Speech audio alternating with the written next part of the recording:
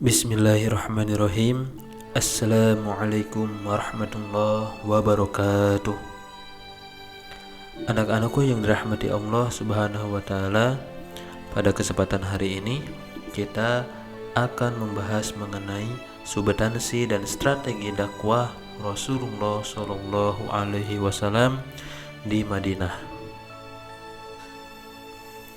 Untuk capaian pembelajaran kita kali ini, peserta didik mampu menganalisis kebudayaan masyarakat Mekah dan Madinah sebelum Islam, substansi dan strategi dakwah Rasulullah Shallallahu alaihi wasallam periode Mekah dan Madinah, peristiwa hijrah yang dilakukan Rasulullah Shallallahu alaihi wasallam dan para sahabat, substansi piagam Madinah Mishaq al-Madinah, dan faktor-faktor keberhasilan Fatu Makkah sebagai inspirasi dalam menerapkan perilaku mulia Rasulullah Shallallahu alaihi wasallam di kehidupan masa kini dan masa depan. Untuk tujuan pembelajaran kita kali ini, menganalisis substansi dan strategi dakwah Rasulullah periode Madinah untuk menumbuhkan sikap toleran dan tolong-menolong dalam kehidupan beragama. Substansi dan strategi dakwah Rasulullah Shallallahu alaihi wasallam di Madinah. Kaum muslimin di Madinah telah mengetahui kabar berita kepergian Rasulullah Shallallahu alaihi wasallam dari Mekah. Setiap pagi mereka berbondong-bondong menuju Al-Harrah menunggu kedatangan beliau, hingga pada akhirnya mereka terpaksa pulang karena teriknya matahari. Sebelum sampai di Madinah, Rasulullah Shallallahu alaihi wasallam singgah dan tinggal selama 4 hari di Quba. Selama itu Rasulullah Shallallahu alaihi wasallam mendirikan Masjid Quba dan sholat di dalamnya. Inilah masjid pertama yang didirikan di atas ketakwaan sejak kenabian. Berikut langkah-langkah yang dilakukan oleh Rasulullah Shallallahu alaihi wasallam di Madinah. Yang pertama, membangun masjid. Langkah pertama yang dilakukan oleh Rasulullah SAW adalah mendirikan masjid yang kemudian diberi nama Masjid Nabawi. Di tempat inilah dakwah Rasulullah SAW mulai dilakukan, yaitu dengan melakukan sholat jamaah, pengenalan dan penanaman ibadah mahdoh, muamalah dan kegiatan-kegiatan keagamaan lainnya, sehingga wilayah di sekitar masjid menjadi ramai.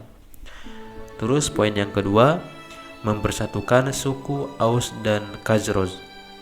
Dua suku yang sering bertikai ini disatukan untuk kemudian mereka melebur menjadi kaum Ansor yang menolong hijrahnya Rasulullah Shallallahu alaihi wasallam untuk memperkuat persatuan di antara mereka dan dengan suku-suku lain yang berada di Madinah.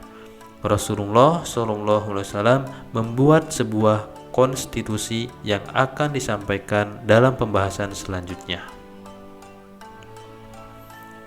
Yang ketiga, mempersaudarakan kaum Muhajirin dan kaum Ansor.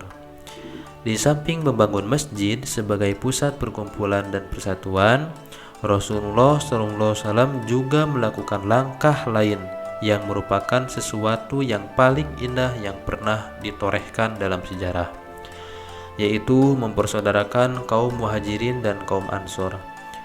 Persaudaraan berdasarkan agama yang menggantikan persaudaraan yang berdasarkan darah, sehingga suasana menjadi lebih damai dan aman.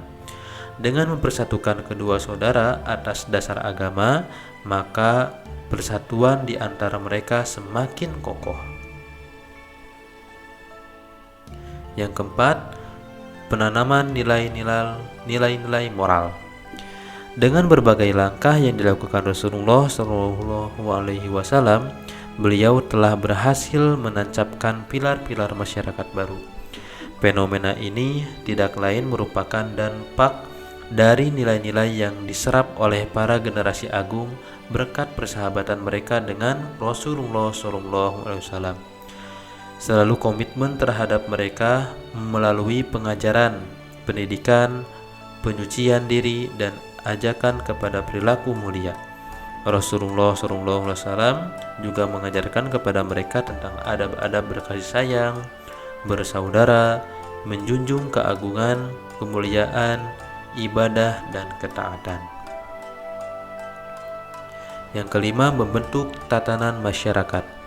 Rasulullah SAW mempersatukan golongan Yahudi dari Bani Qainuqa, Bani Najir, dan Bani Quraisyah.